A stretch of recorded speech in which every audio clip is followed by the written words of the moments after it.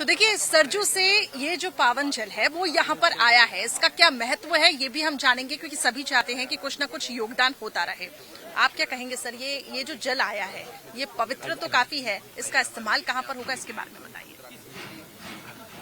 सरयू के उद्गम स्थल से जब यह जल आए हैं, इतना कठोर कष्ट उठा करके आए हैं, सभी राम जी के प्रति जो भावना समर्पित कर रहे हैं। जल जो है भारतवर्ष के भी विभिन्न स्थानों से आया हुआ है, नदियों का, समुद्रों का, तथा भारत के बाहर दुनिया के 156 देशों से वह जल नदियों का और समुद्रों का आया हुआ रखा है, जो कि प्राण प्रतिष्ठा जब रामलला की होगी उस समय ही उसका अनुष्ठान में उपयोग होगा। इसलिए इन सब का सदुपयोग पूरा होगा। ये इसमें से एक और बात निकलती है कि किस प्रकार से राम प्रभु राम के प्रति जो भावना है, श्रद्धा है, विश्वास है, समर्पण है, वह भी इस सब प्रकार से प्रकट हो रहा है। दुनिया में राम का एक प्रकार से जो साम्राज्य कभी रहा, सांस्कृतिक साम्राज्य, उस साम्राज्य के स्वरूप में, भगवान के रूप में, समाज के कल्याणकारी रूप में यह जो राम जी का रहा है, उस रूप में महावरा है सब जी। यानी कि गर्भगृह में ये सभी इस्तेमाल होंगे, सब अनुष्ठान के रूप में ही प्रयोग होगा, अनुष्ठान के तौर पे गर्भगृह में ही प्रयोग होगा, अनुष्ठान में होगा। गर्भगृह से पूर्व जो भी पूरे 5 दिन का अनुष्ठान है, गर्भगृह में भी 1 दिन का अनुष्ठान है, उसमें भी होगा। गर्भगृह के बाहर का भी जो मंदिर परिसर में अनुष्ठान है वो भी होगा, वो सब होगा, सब अखबार में आ रहा है जी। तो ये उत्तराखंड के उत्तराखंड से आया है ये पवित्र जल, उत्तराखंड में ही सरयू का जो है उसका।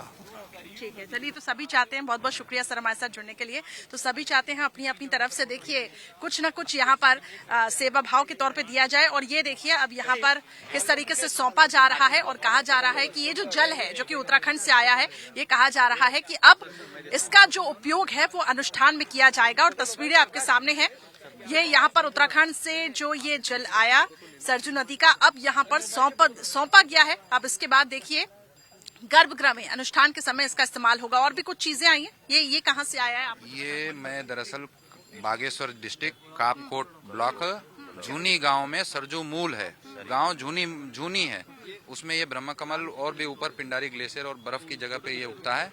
और ये जड़ी बूटी आप देख सकते हैं, ये सब हवन सामग्री वहीं बर्फ में उगता है, जहाँ ऑक्सीजन भी नहीं होता है वहाँ ये उगता है। हम वहाँ से हम सब लेके आए हैं राम जी को चढ़ाने के लिए, समर्पित करने के लिए। हम हमारा जीवन चढ़ा चुके हैं, ये तो छोटी सी चीज है। तस्वीरों में भी देख रखे हैं, यहाँ पे देखिए अब सौंपा जा रहा है इसे, और अब ये सारी चीजें जो हैं वो अनुष्ठान के तौर पे इस्तेमाल होगी। और ये तस्वीरें आपके सामने हैं और बेहद यहाँ पे लोग उत्सुक हैं और इनका ये कहना है कि हमने तो पूरा जीवन राम जी को समर्पित कर दिया है। और फिलहाल ये तस्वीरें आपके सामने हैं।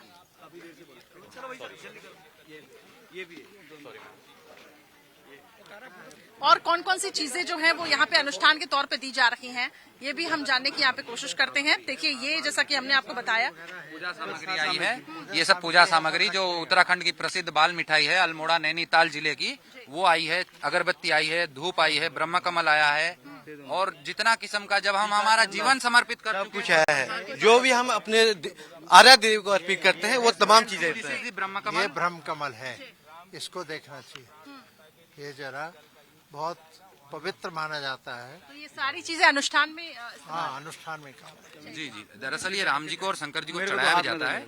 You can look in Google also about Brahma Kamal, you will know better in internet.